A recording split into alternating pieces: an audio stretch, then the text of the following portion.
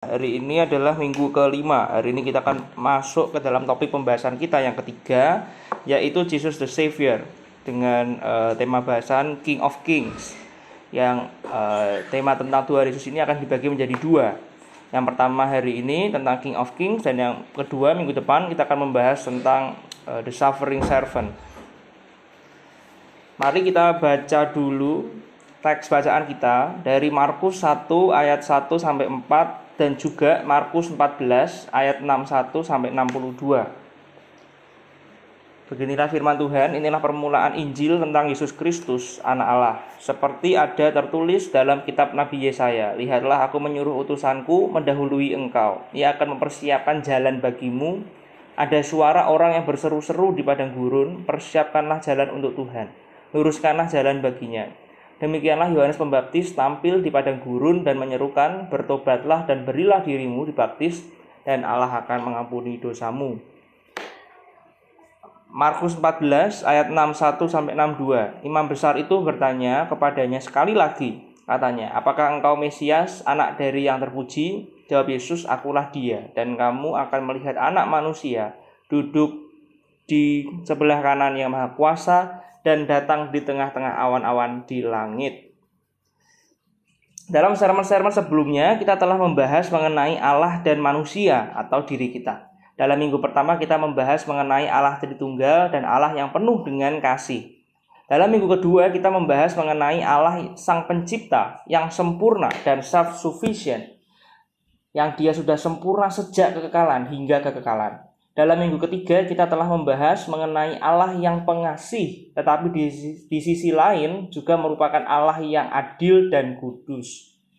Kita juga membahas bagaimana Allah yang pengasih, yang mengampuni dosa, juga adalah Allah yang kudus dan adil, yang tidak akan membiarkan pendosa bebas dari hukuman. Dan minggu lalu, dalam minggu keempat, kita juga sudah membahas mengenai diri kita sebagai manusia yang berdosa atau sebagai pendosa.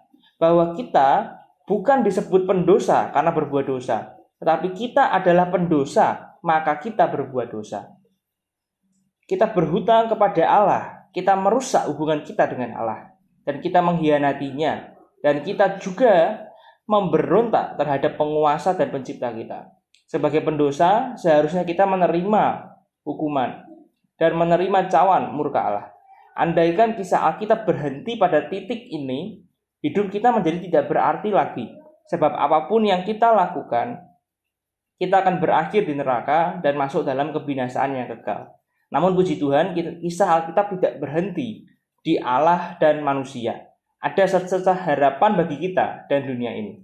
Harapan ini bisa kita baca pada ayat pertama dari Injil Markus yang tadi kita baca. Inilah permulaan Injil tentang Yesus Kristus, anak Allah. Apa yang dimaksud dengan Injil? Kata Injil berasal dari bahasa Yunani, Evangelion, yang berarti kabar baik.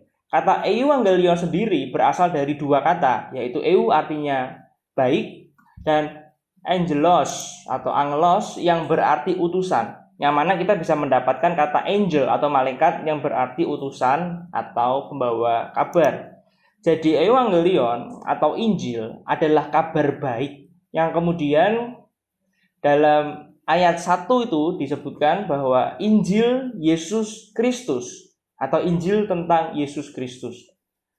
The Gospel of Jesus Christ. Tapi kabar baik itu kabar baik apa? Kabar baik tentang Yesus Kristus. Yesus Kristus adalah kabar baik apa? What good news? Kabar baik yang seperti apa?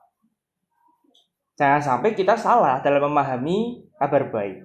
Apakah kabar baik yang dimaksud di dalam Alkitab, di dalam Injil Markus, di dalam kitab-kitab lainnya adalah kabar baik bahwa kita akan menjadi anak yang pandai someday, atau kita menjadi orang yang kaya someday, atau kita akan disembuhkan dari penyakit kita, atau apa? Kabar baik apa yang kita butuhkan? Nah, Markus dan orang-orang Kristen mula-mula tahu bahwa kedatangan Tuhan Yesus ke dunia adalah kabar baik dari Allah, bukan semata-mata untuk apa? Untuk memulihkan ekonomi, untuk memulihkan keadaan di dalam dunia yang penuh dengan kekacauan, atau untuk memulihkan hal-hal duniawi. Itu benar, tapi ada porsinya nanti. Tetapi kabar baik yang dimaksud di dalam Alkitab adalah kabar baik tentang Allah yang datang ke dunia untuk menebus dosa manusia. Berkali-kali sudah pernah disampaikan di dalam sermon bahwa kebutuhan terbesar kita bukan tentang ekonomi, bukan tentang ilmu pengetahuan, bukan tentang teknologi, bukan tentang papan pangan sandang, tetapi kebutuhan terbesar kita, setiap kita adalah pengampunan dosa. Bahwa kita semua adalah orang yang berdosa dan kita layak dihukum menerima murka Allah. Neraka bukan hanya tempat di mana kita menerima hukuman Allah, tetapi neraka adalah tempat di mana kita terpisah dari Allah, di mana kita tidak lagi bisa menerima kasih ataupun kebaikan atau kemurahan dari Allah. Jadi neraka yang kekal adalah tempat, kalau mungkin ada yang bermasalah dengan kata tempat, it's okay lah, sebuah kondisi di mana kita tidak lagi terhubung dengan Allah. Itulah neraka yang sebenarnya. Kabar baik yang dimaksud dalam kitab Injil dan di dalam seluruh Alkitab adalah kabar baik bahwa Allah datang untuk menebus dunia dan menebus dosa manusia. Sebenarnya kabar baik tentang Allah yang akan datang ke dunia bukan hal baru, sebab hal ini sudah disampaikan jauh di dalam kitab Kejadian, kitab Keluaran, kitab Imamat, kitab Bilangan, Ulangan, Yosua, dan seterusnya. Semua kitab di dalam Alkitab adalah kitab-kitab yang berisi tentang Injil. Ada banyak sekali kisah tentang Injil yang tersirat di dalam teks-teks, terutama di Perjanjian Lama. Kita sudah pernah membahas 15 pasal pertama dari kitab Kejadian, dan kita telah melihat banyak sekali aplikasi Injil yang ada di dalam 15 pasal pertama kitab Kejadian. Dan kalaupun itu mau kita teruskan, kita bisa menemukan banyak sekali nilai-nilai Injil di dalam kitab Perjanjian Lama. Bahkan di dalam kitab Kejadian yang ditulis sekian ribu tahun sebelum ada Tuhan Yesus. Kita bisa eksplor kitab Kejadian lebih lagi. Kita bisa eksplor kitab Keluaran. Kita juga bisa eksplor bahkan kitab Imamat. Bahwa korban bakaran itu adalah gambar atau lambang dari siapa? Dari Tuhan Yesus.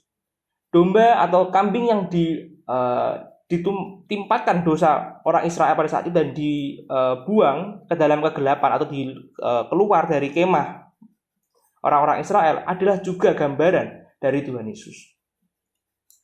Imamnya pun juga merupakan gambaran dari Tuhan Yesus. Banyak sekali gambaran tentang Tuhan Yesus dalam Perjanjian Lama, tapi kita tidak punya banyak waktu untuk membahas itu semua. Tapi satu hal yang perlu kita ketahui, bahwa Injil tidak dimulai dari kitab Matius atau dari kitab Markus. Tetapi Injil sudah dimulai dari kitab Kejadian. Tepatnya sesaat setelah Adam dan Hawa berdosa. Dalam Kejadian 3 ayat 15 disebutkan, "Aku akan mengadakan permusuhan antara engkau dan perempuan ini, antara keturunanmu," keturunannya si ular ya, "dan keturunannya Hawa. Keturunannya akan meremukkan kepalamu dan engkau akan meremukkan tumitnya." Inilah yang kemudian disebutkan oleh Bapak Gereja seperti Justin Martyr dan juga Irenaeus sebagai proto-evangelium, the first gospel, Injil yang pertama di dalam Alkitab, yaitu ada di dalam Kejadian 3 ayat 15. Aku membaca teks-teks tulisan dari Bapak Gereja Irenaeus dan aku menemukan sesuatu yang luar biasa yang mungkin aku bisa share ke teman-teman hari ini. Kita semua tahu dan kita juga pernah membahas bagaimana manusia jatuh ke dalam dosa. Bagaimana Adam dan Hawa berdosa dengan memakan buah itu. Dan bahkan dosa mereka juga bukan sekedar dosa, tapi kita juga sudah bahas minggu lalu bahwa dosa mereka adalah sebuah simbol dari bukan hanya ketidaktaatan, tapi sebuah pemberontakan yang luar biasa kepada Allah. Nah, kemudian kalau kita baca, Allah bertanya kepada Adam, "Apakah kamu makan buah ini?" Lalu Adam bilang, "Ini salahnya Hawa, perempuan yang kamu kasih." Lalu Allah tanya sama Hawa, lalu Hawa bilang, "Ini salahnya ular." Tapi Allah tidak bertanya kepada ular, tapi Allah langsung mengutuk mulai dari ular. Ya, lalu mulai ke Hawa bahwa kamu akan sakit bersalin dan sebagainya, lalu pindah lagi ke Adam bahwa kamu akan bekerja susah payah dan sebagainya. Lalu mereka diusir dari Taman Eden. Nah, mungkin kita juga bertanya ya, kenapa Allah mengusir Adam dan Hawa? Nah, gimana atau mengapa Allah mengusir Adam dan Hawa? Ini tulisan dari Bapak Gereja yang aku mau share hari ini. Tulisan dari Irenaeus yang aku akan langsung terjemahkan secara bebas ya.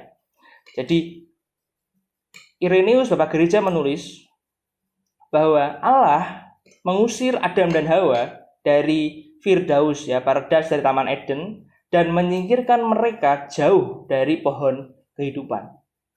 Bukan karena Allah jahat, tetapi karena Dia mengasihani Adam dan Hawa.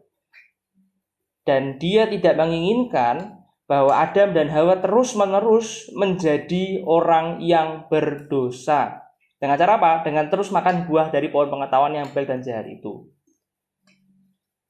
Allah tidak mau Adam dan Hawa menjadi orang yang berdosa selamanya. Continue a sinner forever. Dan bukan hanya itu juga, tapi Allah juga tidak mau bahwa dosa yang mengelilingi mereka akan menjadi kekal, immortal, bahwa mereka terus berdosa dan mereka harus mengalami nasib seperti Lucifer, begitu ya. An evil, interminable and irremediable, bahwa dosa yang mengelilinginya tidak berkesudahan dan tidak bisa diperbaiki. Tetapi Dia memberikan sebuah batasan bagi dosa itu. But He set a bound to his state of sin. Dengan cara apa? Dengan mengizinkan kematian. Itulah mengapa Allah bilang, kalau kamu makan buah ini, kamu akan mati. Bukan karena Allah semata-mata jahat ya, tetapi karena Dia ada kemurahan Allah, di balik Allah harus menghukum mati. Supaya apa? By interposing death, dengan mengizinkan kematian, maka Allah juga mengizinkan bahwa dosa itu berhenti. Bahwa orang yang mati tidak bisa lagi berbuat dosa. That causing sin to cease, putting an end to it by the dissolution of the flesh. Dengan berakhirnya daging, maka tidak lagi bisa berbuat dosa. Which should take place in the earth, so that man ceasing at length to live to sin. Jadi pada suatu saat manusia pasti akan berhenti untuk berbuat dosa, and dying to it, dan mati terhadap dosa. Dan manusia itu might begin to live to God, bisa mulai hidup untuk Allah selamanya. Wow, ini sebuah teks yang luar biasa ya. Jadi Allah mengizinkan kematian supaya manusia tidak terus-menerus hidup di dalam dosa. Bahwa Allah mengizinkan kematian supaya setelah mengalami kematian, manusia bisa terlepas dari dosa. Tapi kita semua juga tahu bahwa tidak semudah itu, bahwa pada akhirnya Allah harus mengutus Tuhan Yesus untuk mati di kayu salib agar hal ini bisa tercapai. Dan sekali lagi poin yang sangat penting bagi kita semua, tidak semua orang masuk surga. Ya, bukan berarti Yesus mati lalu semua orang otomatis masuk surga. Itu sesat ya. Jadi yang masuk surga tetap tidak semua orang. Ya, hanya bagi orang yang mau beriman dan bertobat lah yang bisa masuk ke dalam surga. Nah, itu akan kita bahas dalam beberapa minggu ke depan ya. Lalu Irenaeus juga menuliskan, untuk tujuan ini, for this end, Dia memberikan permusuhan antara ular dan wanita dan keturunannya. Tadi di Kejadian 3:15 ya, proto-evangelium. Dia yang telapak kakinya harus digigit oleh ular, dari ini maksudnya keturunan si perempuan yang kita tahu itu adalah Tuhan Yesus, having power also, memiliki kekuatan juga. Untuk apa? Untuk menginjak kepala musuh, yaitu kepalanya si ular. Tetapi permusuhan ini bukan hal yang sepele, bukan berarti hanya ular menggigit tumit keturunan perempuan, lalu keturunan ini Tuhan Yesus menginjak kepala ular. Tidak semudah itu ya. Tetapi ular yang menggigit, membunuh, dan menghalangi langkah manusia itu akan terus terjadi. Maksudnya iblis itu akan terus menyesatkan, menggigit, membunuh manusia. Sampai apa? Sampai keturunan itu yang dimaksud Tuhan Yesus datang dan mengalahkan ular itu yang lahir dari Maria, yang mana para nabi berbicara bahwa keturunan yang inilah yang akan membunuh atau menghentikan bukan hanya ular yang kecil, di Apes itu ular kecil ya, ular tedung dan kawan-kawan, ular yang kecil, dan juga the basilisk, ular yang besar. Di dalam mitos ada mitos yang mengatakan itu ada ular naga besar gitu ya. Yang dimaksud ini adalah antikris nanti di kitab Wahyu, sang ular itu sendiri ya. Bahwa keturunan wanita ini akan mengalahkan juga singa dan naga. Nah, itu mengutip dari kitab Mazmur bahwa itu tentu mengarahkannya kepada si setan. Indicating that sin which was set up and spread out against man. Menunjukkan bahwa dosa yang didirikan dan menyebar terhadap manusia dan yang membuatnya tunduk pada kematian harus dicabut dari kekuasaannya bersama dengan kematian yang menguasai manusia itu. Dan bahwa singa yaitu antikristus yang merajalela terhadap umat manusia di zaman akhir harus diinjak-injak olehnya. Dan bahwa dia harus mengikat naga ular tua itu dan menyerahkannya pada kekuatan manusia yang telah ditaklukkan sehingga semua kekuatannya harus diinjak-injak. Maksudnya, sederhananya, bahwa keturunan perempuan itu akan mengalahkan si iblis. Yang pertama adalah mengalahkan si iblis di kayu salib, dan nanti yang kedua mengalahkannya di akhir zaman dengan mengalahkan si antikris dan naga ular tua itu. Kemudian setelah sang keturunan perempuan itu Tuhan Yesus menang, lalu Irenaeus menulis, sekarang Adam telah ditaklukkan, semua kehidupan telah diambil darinya karena si iblis itu. Karena ketika musuh ditaklukkan, pada gilirannya Adam menerima hidup yang baru dan musuh terakhir kematian dihancurkan yang pada awalnya telah merasuki manusia. Karena itu ketika manusia dibebaskan oleh siapa? Oleh Tuhan Yesus, ya, melalui penebusnya di kayu salib, maka apa yang tertulis akan terjadi. Ini dari tulisannya Paulus, ya. Kematian ditelan dalam kemenangan. Oh maut, di manakah sengatmu? Ini tidak dapat dikatakan dengan adil jika orang itu yang pertama kali mendapatkan kekuasaan oleh kematian tidak dibebaskan. Maksudnya apa? Maksudnya ketika Tuhan Yesus mati, maka ada substitusi. Tuhan Yesus yang tidak berbuat dosa menjadi dosa supaya kita yang berdosa bisa menerima kebenaran. Jadi Allah harus menghukum orang berdosa, itu keadilan Allah. Tapi di sisi lain ketika Tuhan Yesus menebus manusia, maka orang yang berdosa itu juga harus dibebaskan statusnya menjadi orang yang tidak berdosa lagi.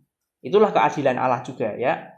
Karena kita diselamatkan bukan karena kebenaran kita, tapi karena kita menyerahkan dosa kita kepada Tuhan Yesus. Dan Tuhan Yesus memikul dosa kita dan kita menerima kebenaran Kristus. Jadi ketika kita ada di penghakiman Allah, kita akan berdiri di hadapan Allah bukan sebagai diri kita yang berdosa, tetapi kita menerima kebenaran Kristus. Karena itu ketika Tuhan menghidupkan manusia, kematian pada saat yang sama dihancurkan. Ini pesan yang sangat luar biasa indah, ya. Jadi Tuhan Yesus mati memberikan hidup bagi banyak orang. Yohanes 3:16. Supaya setiap orang yang percaya kepadanya memperoleh hidup yang kekal. Tapi kita juga harus tahu siapa yang memiliki hidup. Kalau Tuhan Yesus bisa memberikan hidup yang kekal melalui kematiannya, maka dia harus punya hidup itu sendiri. Dan hanya Allah yang punya hidup itu. Dan kita juga ada pembuktian tersendiri bahwa Yesus adalah Allah. Karena dia nggak mungkin dong punya hidup yang kekal kalau dia bukan Allah. Wah, ini tulisan yang bersejarah, ya, tulisannya Irenaeus ini. Luar biasa. Berita pengharapan ini tidak hanya di dalam kitab Kejadian 3:15. Kita harus tahu itu juga, ya. Tetapi bahkan ada di setiap nafas tulisan di dalam Alkitab. Pesan Injil adalah pesan utama dari seluruh Alkitab. Kita bisa menemukannya bahkan di dalam kisah Kain, kisah Nuh, Abraham, Musa, Daud, dan bahkan kitab para nabi. Dan pesan ini juga yang ada di dalam kitab-kitab Perjanjian Baru, termasuk dalamnya Injil Markus yang kita baca tadi. Markus fokus membahas kepada penggenapan dari janji Allah yang ada di dalam pribadi Tuhan Yesus Kristus. Tetapi siapa Tuhan Yesus itu? Dan bagaimana ia bisa menjadi penggenapan dari janji Allah dan pengharapan bagi semua makhluk? Nah, kalau kita mau belajar tentang kitab Markus sendiri dibagi menjadi dua. Ini sekedar informasi aja, ya. Mungkin nanti kalau masuk sekolah teologi ya pasti tahu. Tapi sekedar informasi bahwa kitab Markus itu dibagi menjadi dua. Topik pertama dari pasal 1 sampai 8 membahas Yesus sebagai raja, the king. Kalau yang aku warnain kuning lingkaran di atas itu the king, sang raja, the crown dengan mahkota, throne di tahta di surga. The king with the crown who sits on the throne. Dan pasal 8 sampai 16 dari kitab Markus justru menggambarkan sesuatu yang unik, bahwa dia bukan hanya raja, tetapi dia juga adalah hamba, the suffering servant. Dengan apa? Dengan mahkota, tapi bukan mahkota sang raja, tapi the crown of thorns, mahkota yang duri, Bukan di tahta di surga lagi, tetapi tahtanya adalah the cross, salib. Wow, the suffering servant with the crown of thorns on the cross, yang memberikan nyawanya sebagai tebusan. Kalau kita kembali lagi ke Markus 1 tadi, kita melihat bahwa Injil ini berbicara tentang Yesus Kristus, anak Allah. Jadi hari ini kita akan membahas siapa Tuhan Yesus. Ya. Hari ini kita membahas tentang Tuhan Yesus sebagai Raja. Dan minggu depan kita akan fokus membahas Tuhan Yesus sebagai sang hamba yang menderita. Sangat menarik kalau kita lihat di ayat ini bahwa Markus menggambarkan Tuhan Yesus sebagai Kristus. Nama aslinya Yesus dan Kristus itu gelar. Jadi ketika lahir namanya Yesus, bukan Yesus Kristus ya. Kristus adalah gelar di dalam bahasa Yunani yaitu Kristos, atau dalam bahasa Ibrani Mashiach, atau dalam bahasa Indonesia disebut sebagai Mesias. Kata Mesias artinya dia yang diurapi. Dalam perjanjian lama, gelar Mesias atau yang diurapi adalah gelar yang umum bagi raja-raja dan imam-imam yang diurapi oleh Allah. Hal ini bisa dilihat contohnya dalam 1 Samuel 10 ayat 1. Lalu Samuel mengambil buli-buli berisi minyak, dituangnyalah ke atas kepala Saul, diciumnyalah dia sambil berkata, "Bukankah Tuhan telah mengurapi engkau menjadi raja atas umatnya Israel?" Nah, jadi Saul pun juga diurapi. Ketika Saul diurapi, dia juga bisa disebut sebagai Mesias. Jadi Mesias itu artinya dia yang diurapi ya. Jadi orang yang diurapi perjanjian lama merujuk kepada raja dan imam itu juga bisa disebut sebagai Mesias, memiliki gelar itu. Saul diurapi jadi raja, Daud, Salomo, Yehu, Yoas, Yoahas juga diurapi. Kalau kita itu ada teks-teksnya di Alkitab ya. Kores pun raja Persia juga disebut sebagai yang diurapi. Mengapa? Karena Kores membantu dan berperan di dalam membebaskan umat Israel. Allah juga mengurapi Kores untuk membantu membebaskan orang Israel. Tapi dalam arti sempit, Mesias adalah manusia yang diurapi menjadi raja atas Israel. Karena orang Israel sudah tidak punya raja lagi, dan mereka jadi pembuangan di Babel dan dijajah oleh bangsa-bangsa lain. Lalu orang Israel juga menantikan kedatangan seorang keturunan Daud yang akan jadi raja atas Israel untuk selamanya. Hal ini merujuk pada janji Allah di dalam 2 Samuel 7 ayat 13.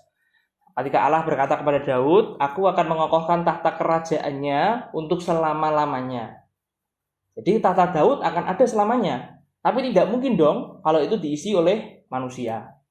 Nah, bagaimana manusia bisa berkuasa selamanya?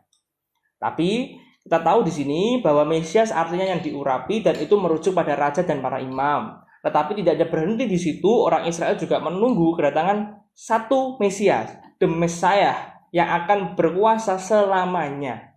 Jadi seperti raja, dia adalah raja Israel, tetapi tidak seperti yang sebelumnya, dia akan ada selamanya. Wow, berarti pemerintahnya akan ada selamanya. Tapi nggak cuma berhenti di situ, Markus juga melanjutkan bahwa Tuhan Yesus sebagai anak Allah. Kata anak Allah tidak semata-mata berarti dia adalah Allah anak, pribadi kedua Allah Tritunggal. Tapi kata anak Allah adalah frasa yang terkenal di dalam perjanjian lama yang hanya diberikan kepada orang Israel dan Raja Israel. Bagi Israel, kita bisa lihat itu di kitab Keluaran. Kalau waktu Allah ingin membebaskan umat Israel dari Mesir, Allah bilang, "Biarkan anakku Israel pergi dari Mesir." Tapi untuk sebutan anak Allah juga tidak hanya bagi orang Israel, bangsa Israel ya, bagi bangsa, tapi juga merujuk kepada Raja Israel. Contoh kita bisa lihat di 2 Samuel 7:14. Daud pun disebut sebagai anak Allah, ya kan? Raja Israel disebut sebagai anak Allah seperti bangsa Israel secara keseluruhan karena sang raja itu yang mewakili orang Israel di dalam dirinya. Bahkan kalau kita lihat dalam kisah raja-raja Israel, kita melihat apa yang terjadi pada sang raja bisa juga disebut terjadi pada bangsa Israel. Karena sang raja mewakili bangsa Israel. Inilah yang kita lihat di dalam diri Tuhan Yesus, sang Mesias, anak Allah. Bahwa dia adalah Raja Israel, the King of Israel, yang dinanti-nantikan oleh banyak orang Israel. Yang berdiri di hadapan Allah sebagai wakil atau representasi dari Israel. Dalam Lukas, di dalam nyanyian Maria ya, kita sudah pernah bahas ini di bulan Desember kemarin, dikatakan ia akan menjadi besar dan akan disebut anak Allah yang maha tinggi, Dan Tuhan Allah akan mengaruniakan kepadanya tahta Daud bapa leluhurnya, dan ia akan menjadi raja atas kaum keturunan Yakub sampai selama-lamanya, dan kerajaannya tidak akan berkesudahan. Jadi ini yang dimaksud sebagai Mesias dan sebagai anak Allah. Dan poin yang kedua, Yesus juga tidak hanya memiliki sebutan sebagai anak Allah dan Mesias, tetapi dia juga adalah anak manusia. Seringkali kita ketukar ya, sebutan anak Allah artinya dia yang ilahi, anak manusia dia sebagai manusia. Itu terbalik. Sebutan anak Allah yang kita sudah bahas itu merujuk kepada dia sebagai Raja Israel. Nah, sedangkan kita bahas yang kedua ya, anak manusia itu apa yang dimaksud? The Divine King. Kalau kita membaca, tadi yang kita baca ya, Markus 1 ayat 2-4, ternyata Markus itu mengutip dari kitab Yesaya. Nah, jadi ketika Yohanes Pembaptis itu bilang, lihatlah aku menyuruh utusanku mendahului engkau, bagimu Tuhan, baginya. Nah, ternyata yang dimaksud ini adalah Tuhan Yesus. Jelas, kalau kita baca konteksnya itu jelas. Engkau bagimu, Tuhan baginya, itu Tuhan Yesus. Tapi kalau kita lihat teks aslinya di Yesaya yang di sebelah kanan, persiapkanlah di padang gurun jalan untuk Tuhan. Tuhan besar semua, artinya itu adalah nama Allah. YHWH atau Jehovah yang disebut sebagai Adonai.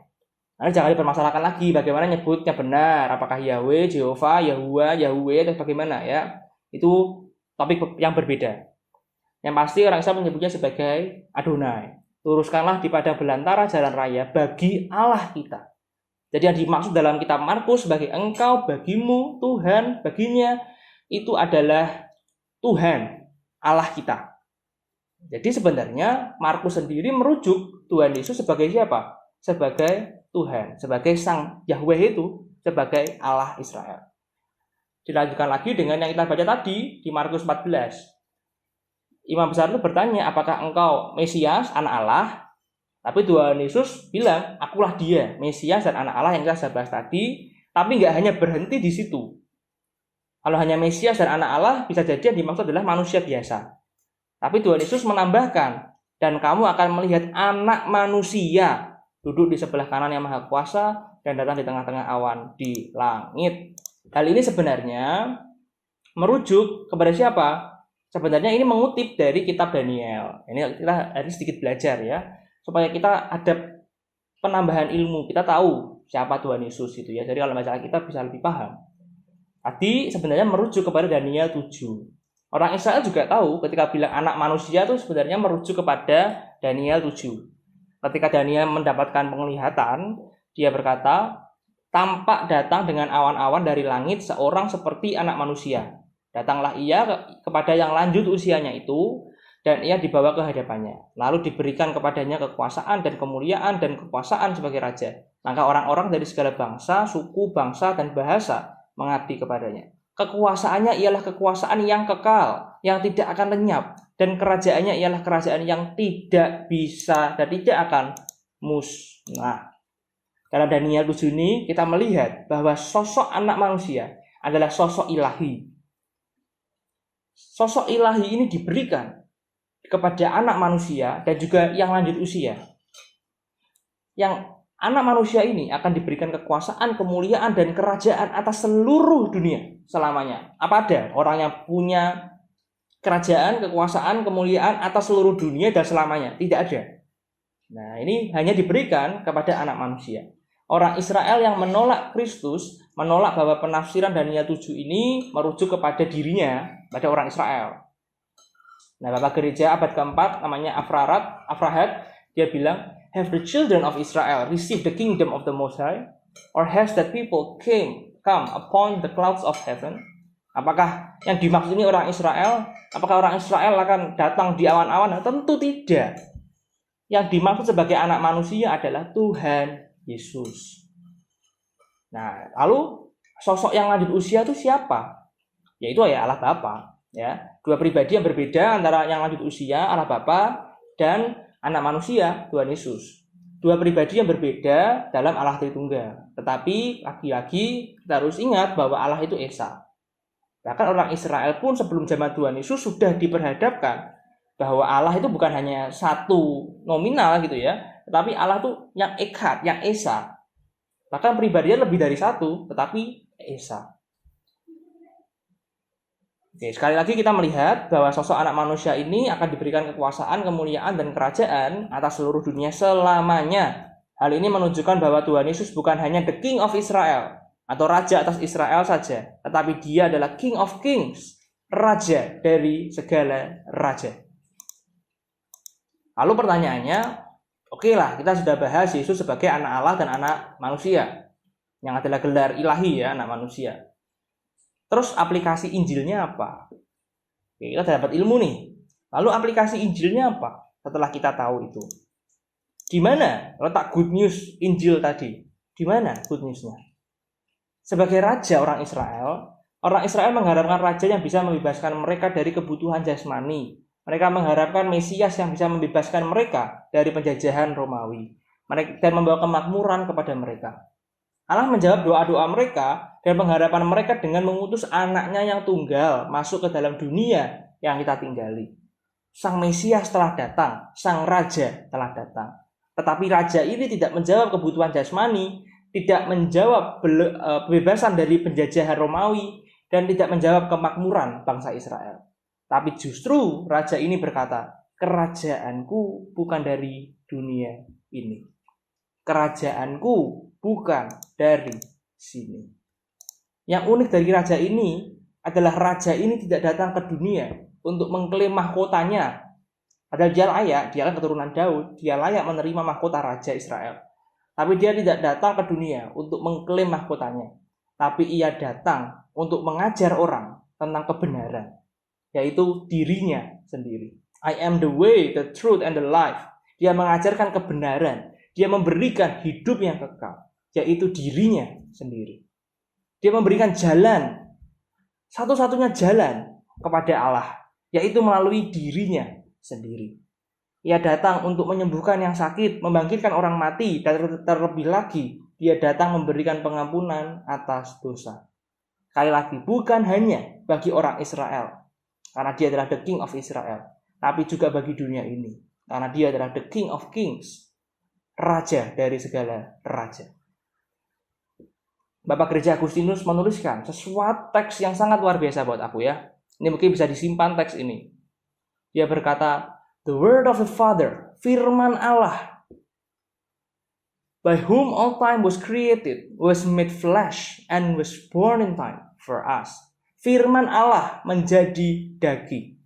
Dia yang kekal masuk ke dalam kesementaraan. Yang besar menjadi kecil. The maker of man became man. Sang pencipta manusia menjadi manusia. That he, ruler of the stars, might be nourished at the breast. Sang penguasa bintang-bintang menyusu pada dada ibunya. That he, the bread, might be hungry. Sang roti hidup menjadi lapar. That he, the fountain, might thirst, sang mata air, sang sumber air kehidupan menjadi haus. That he, the light, might sleep, sang terang tertidur. That he, the way, might be wearied by the journey, sang jalan merasa letih berjalan. That he, the truth, might be accused by false witnesses. Dia sang kebenaran dituduh dengan tuduhan yang palsu. That he, the judge of the living and the dead, might be brought to trial by a mortal judge. Sang keadilan, sang hakim yang sejati harus dihakimi oleh manusia. That he, justice, might be condemned by the unjust. Sang keadilan dihukum secara tidak adil. That he, discipline, might be scourged with whips. Sang disiplin yang sejati dicambuk dengan cambuk. That he, the grape, might be crowned with thorns. Dia sang anggur dimahkotai dengan duri. That he, the foundation, might be suspended upon a cross. Dia sang fondasi yang kokoh, sang batu karang yang teguh, harus ditopang pada sebuah salib. That courage might be weakened. Sang keberanian merasa lemah. That security might be wounded. Sang keamanan harus terluka. Dan terakhir, that life might die. Sang kehidupan harus mati. Dia yang maha kuasa, dia yang kekal, pribadi kedua dari Allah Tritunggal. Dia raja atas segala raja, dia pencipta atas semuanya, penguasa atas seluruh alam semesta. Tapi dia mau datang merentankan dirinya, lahir di palungan yang hina. Untuk siapa? Untuk manusia yang berdosa, yang tidak layak, yang tidak pantas mendapatkan pengampunannya. Sang Raja telah datang. Ia hadir di tengah-tengah umatnya untuk menyelamatkan umatnya. Sang Raja tidak hadir di dalam kemegahannya, tapi dia memilih untuk lahir sebagai bayi yang mungil, lemah, dan rentan. Dia tidak hidup di dalam kemewahan, tapi hidup di dalam kesederhanaan, karena ayahnya hanya seorang tukang kayu. Bahkan ia tidak mati dengan cara sepantasnya seorang raja mati. Justru ia mati dengan cara yang mengenaskan, seperti penjahat yang parah sekali dosanya. Ia adalah raja yang berbeda. Markus 10, karena anak manusia juga datang, bukan untuk dilayani, tapi untuk melayani dan untuk memberikan nyawanya menjadi tebusan bagi banyak orang. Ternyata the King of Kings bukanlah raja yang sombong, tapi dia juga adalah suffering king, raja yang mau menderita. Seorang hamba yang menderita yang akan kita bahas minggu depan. Lalu mungkin ada teman-teman yang bertanya, kan banyak tuh ayat perjanjian lama yang bilang bahwa Mesias akan datang sebagai raja yang datang dalam kemegahannya, raja yang hebat, seperti yang dinantikan oleh orang Israel sampai sekarang, raja yang luar biasa. Tapi kok yang datang kok raja yang menderita? Lalu di mana raja yang glorious itu? Nah, kita mungkin akan bertanya, di mana raja yang glorious itu? Disinilah kita harus memahami bahwa ternyata Mesias tidak hanya datang satu kali, ya. Tuhan Yesus tidak hanya datang satu kali, tapi dia datang dua kali. Kedatangannya yang pertama adalah sebagai suffering king, raja yang datang untuk mati menanggung dosa umatnya. Tapi kedatangannya yang kedua adalah sebagai glorious king, raja yang datang untuk duduk di tahtanya.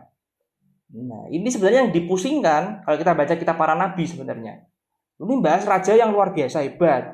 Tapi kok Yesaya 53 misalnya, bahas raja yang menderita. Loh, ini rajanya bagaimana? Inilah kesulitan orang Israel. Kalau kita lihat gambar ya, gambar yang atas itu menunjukkan ada dua gunung, yang satu di depan, satu di belakang.